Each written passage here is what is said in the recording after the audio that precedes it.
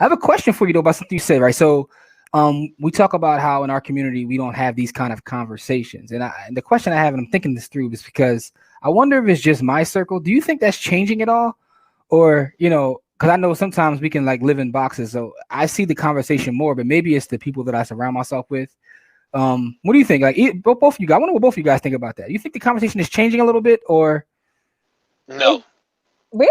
I think no. it is. No? Listen, no, man. I'm still in the hood, man. Ain't nobody talking about their credit in the hood, man. Only time they talk about I their think credit is so. when they Like, Listen, go ahead, listen, man. Only time people talk about their credit in the hood is when they running it up at some kind of store.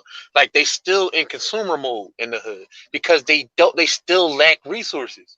So I think I agree with that to a certain extent. I think that they are still in consumer mode, but I think social media has kind of changed where the information, there's so many people with the information who are trying to share it that the conversations are happening. But I also recognize it could just be my circle.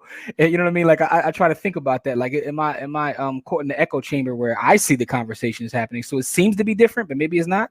I don't know. What's your Uh, perspective, Courtney? I definitely think it's definitely changing. I think, especially since COVID, I think COVID has really changed a lot of okay. people. Also, on top of that, like you can look at Tiffany the Budgetnisa's group. Her group, I got in her group when there was like a couple of thousand people. That thing has grown to almost 500,000 people in a Facebook group.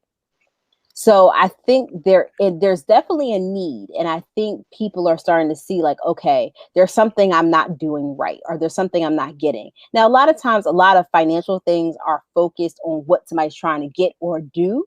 So somebody's like, I'm trying to get a house, and now they're like, oh, I'm looking at my credit, like this ain't gonna work. Like, what do I need to do? So I think it's usually focused on something, but a lot of people just don't get right just to get right. And that includes myself. Like my investments have always been fine, but my other stuff has been like, what are we doing here?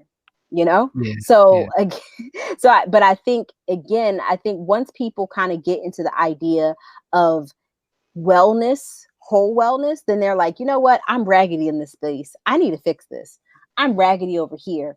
I probably need to fix this too. And one of the things that I've seen is that as people in my space get older, they're starting to, some of them are still going to be raggedy no matter what. They're going to be raggedy at 30. They're going to be raggedy at 50. They're going to be raggedy at 60. That's just some Me, people. Did you say Oh, you said that Taylor's talking me. about you? You said Yeah, man. at you next time. Yeah. Put the at symbol in front of me when you say stuff like that. okay. All right. No, but I'm, but to your point, you're right though. Some people like will never get it. I get it. I get what you're saying. so, I'm sorry, Corey Captain. Corey. Okay. All right. That's fine. And I honestly just had that conversation with somebody else over a family member. One of my family members got me so upset. And I was like, I don't understand why they're acting like this at 60 plus. And then my friend was like, well, they're raggedy. And they've been raggedy. Listen, And they won't continue to be What did raggedy. Maya Angelou tell you? Maya Angelou said, "Look, people show you who they are every day. It's up to you to believe them." You know what I Facts. mean?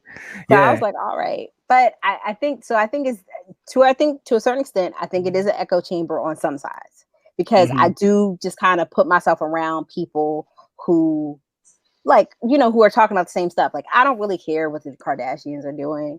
I don't care.